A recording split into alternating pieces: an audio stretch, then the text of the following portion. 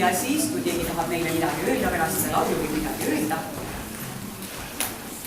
Ja nii me siis praegust oma kontserdi lõpupooli jõuame.